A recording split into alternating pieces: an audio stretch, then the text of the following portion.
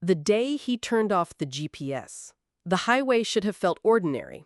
Salted shoulders, a gray sky flattened like tin, and his old F-150 humming steady at 60. "Signal's trash up here," Tom said, reaching across me to nudge the phone into the glove box like he was tidying crumbs. I watched his hand close the latch. The click landed somewhere behind my ribs.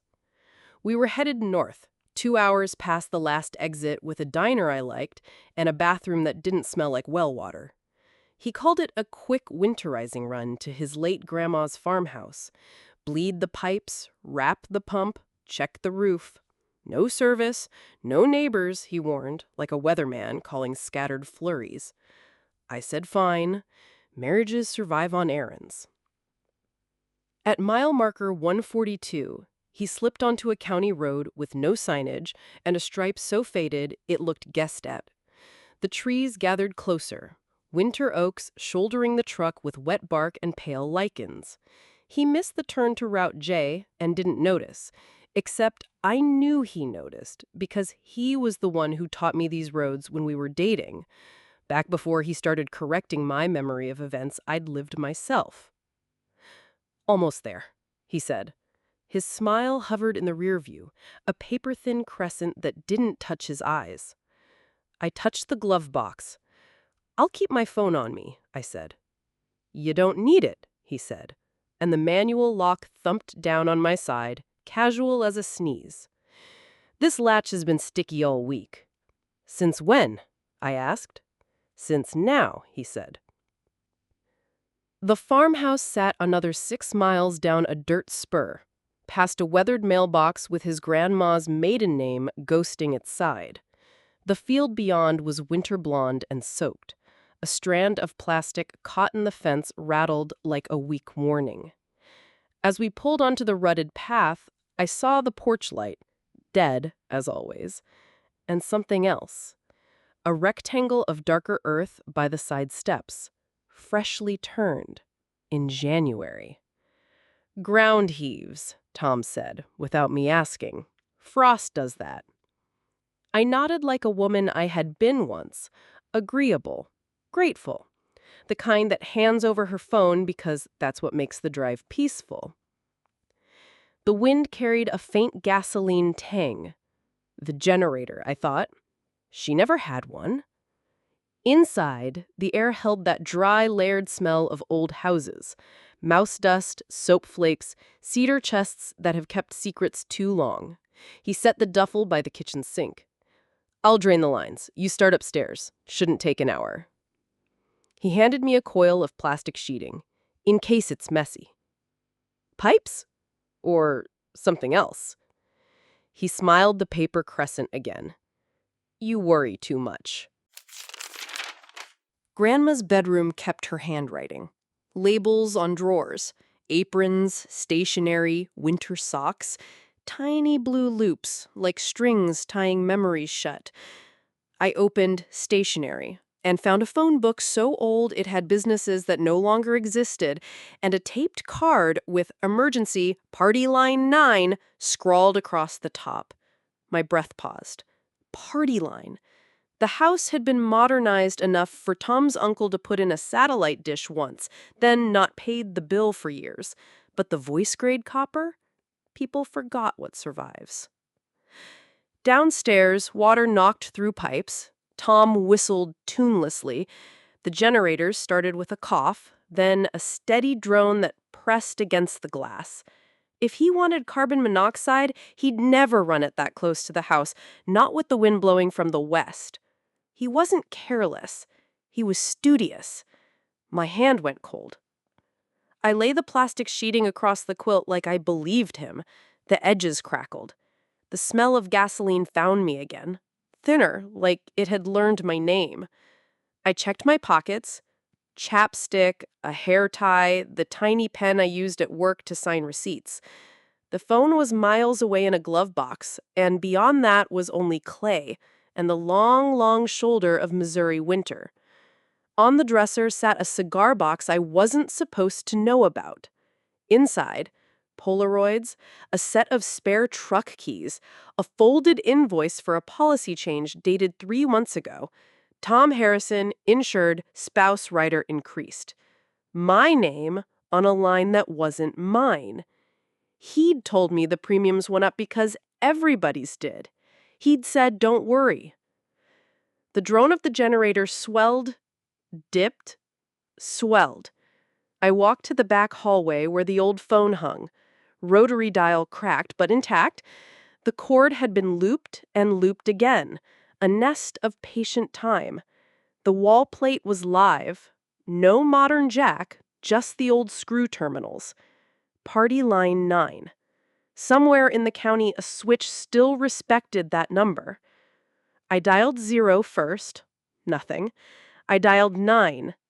The line rang faint, like ringing through someone's attic. On the third ring, a voice, older, female, and irritated, said, "Who's on 9? We don't use 9 anymore." "Mrs. Keaton?" I asked, remembering a name from the funeral reception, a neighbor who made lemon bars and corrected the pastor's story. "This is Tom's wife at Ruth's place." A pause. "Ruth's been dead." "I know," I said. "Tom's here too." The drone deepened, a door closed, footsteps came down the hall. I said, too loudly, "Thank you for checking on the pump, Mrs. Keaton. We're fine." I hung up. Tom turned the corner, hands empty, eyes scanning me like a checklist. "Talking to yourself?" he asked.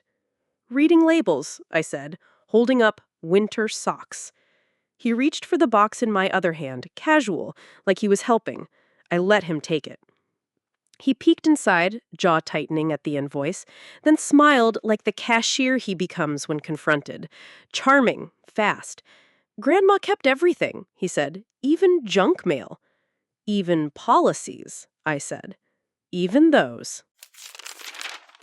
I made a list in my head because paper makes you accountable later, and I needed this to stay vapor until I could breathe. Plastic sheeting, 1 roll. Zip ties, 2 packs. A 6-gallon gas can, half full. Bleach. A pharmacy bag with sleep aids, non-habit forming. And a spent box of insulin pens, even though Tom isn't diabetic. "Uncle Steve," he shrugged when I picked one up. "He left a bunch of stuff." Outside, the dark rectangle by the porch stairs looked like it wanted attention. I walked past it twice, then crouched, pinched a corner between gloved fingers, and lifted. The soil crumbled like a half-finished thought. Underneath, a tarp edge. I didn't pull further. Tom's voice came from the kitchen window. "You find the upstairs shutoff?" "Working on it. Your grandma label things funny." He laughed, a sound that didn't come from the stomach. "She labeled people funny." The generator's note was taped to the back door. "If running, keep vented. Do not move closer than 15 feet." Someone had underlined 15 twice. I took the tape off one corner, folded it over my finger, and put the note back like a person afraid of getting scolded by a dead woman. 15 feet. The machine sat at 10. I moved it, slow, onto a concrete pad Grandma must have poured for something else. The cable reached. The wind shifted and carried the exhaust sideways. If he planned carbon monoxide, I had just ruined his math. If he planned something messier, he'd adapt. Inside, he set 2 mugs on the table. "Cocoa," he said. "Don't worry, I'll taste yours." He smiled like Court. The mug was chipped, the kind of old white ceramic that makes everything taste like 1976. He took a sip from mine anyway and winced. Too sweet. He pushed it back, a little disgusted. Like I had failed a test I didn't know he was giving. "I found a phone book. Your grandma wrote down a party line." He held my eyes. "People used to write down a lot of things." I called no one. I lied, inside the truth. He leaned back, a small surveyor of one table. He said, "After we finish the basement, you can nap in the front room. Travel makes you edgy. I want you rested." Rested for what? For a long drive home? For a story that made me the unreliable narrator later? For a hold that could be blamed on frost hev and bad luck? The cocoa steamed. A truck rumbled past on the road, slow. Not many come out here in winter. Tom's smile thinned. His eyes flicked to the window and back.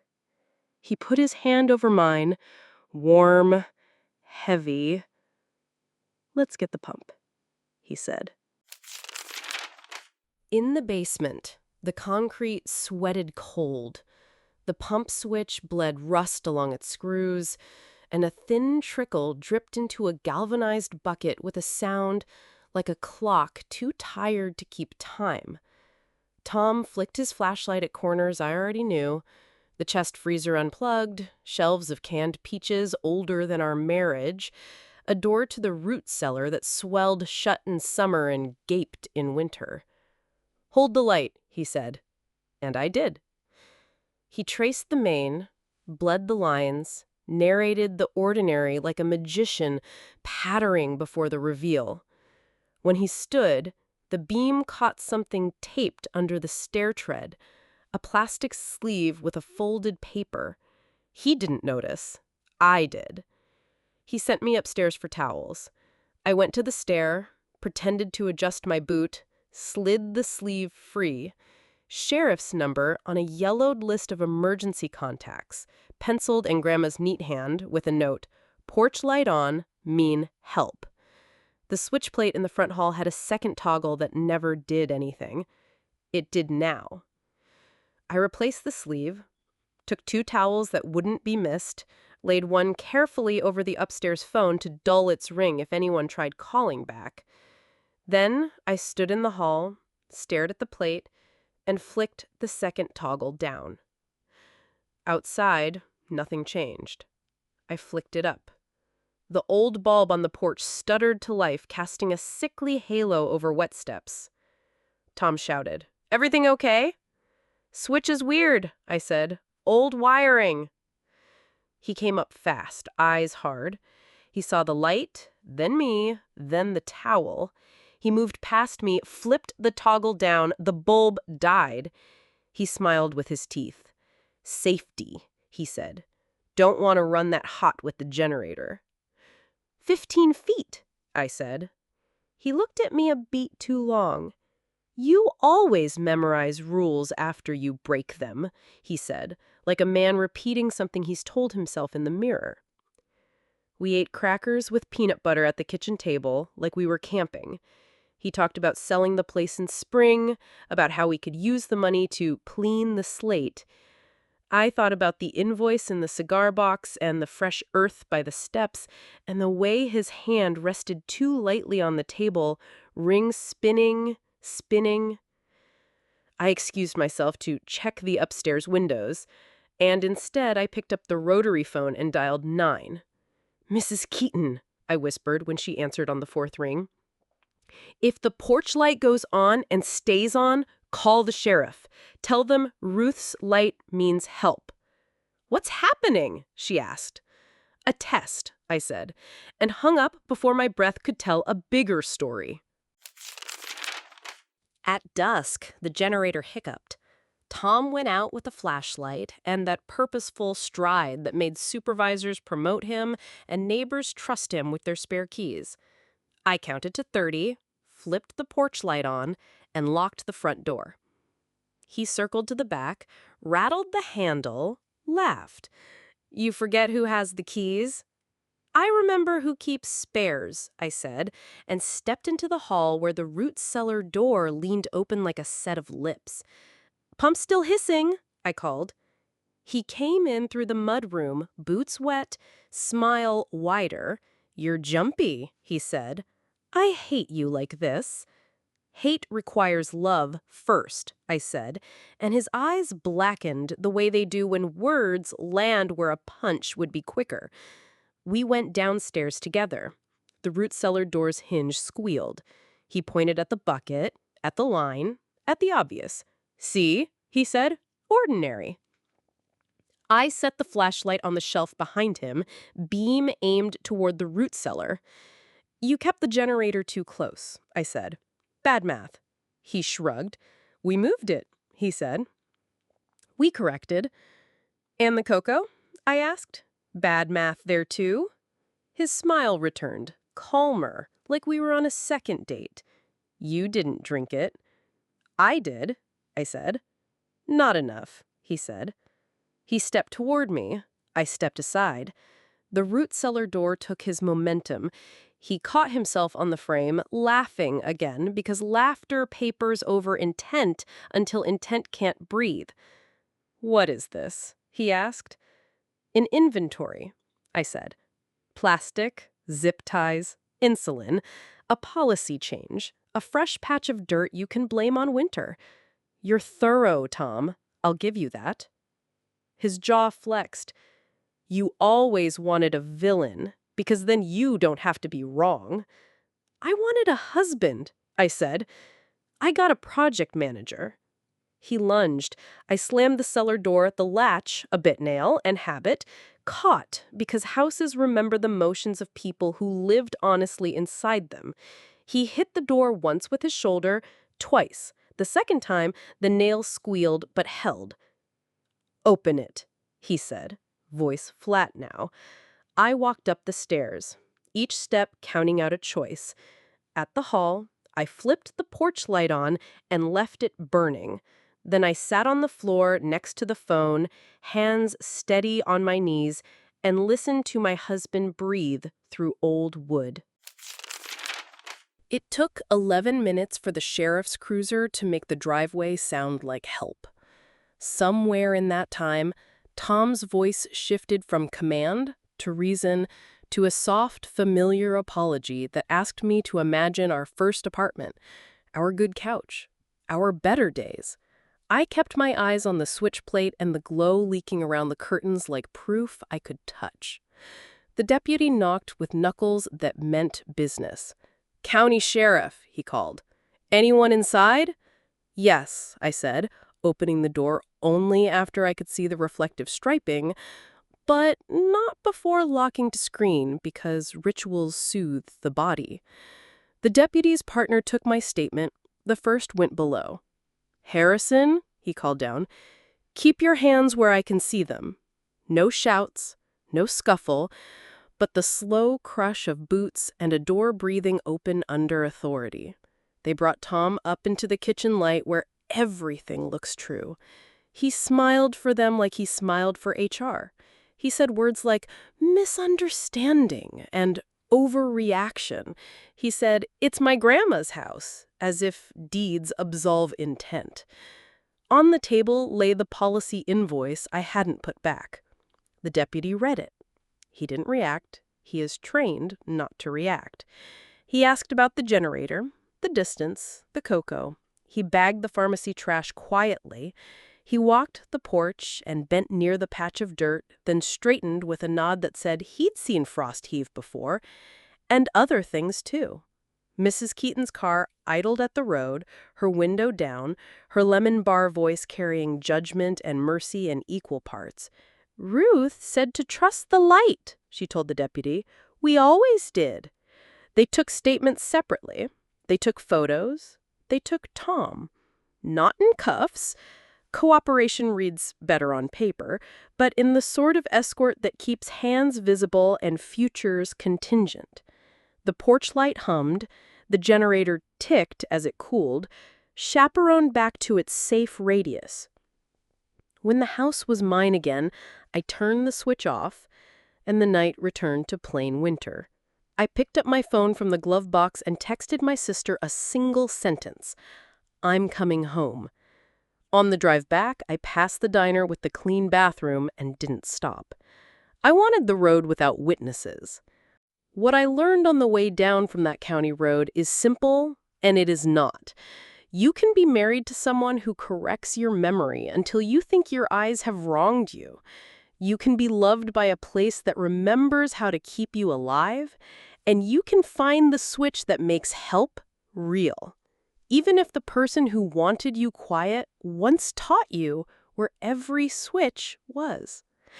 By the time the highway swallowed me and the sky went from tin to starless velvet, I had a plan that didn't require revenge to taste like victory. It only required light, and neighbors who still answer lines no one uses, and the steady knowledge that next time, I won't get in the truck.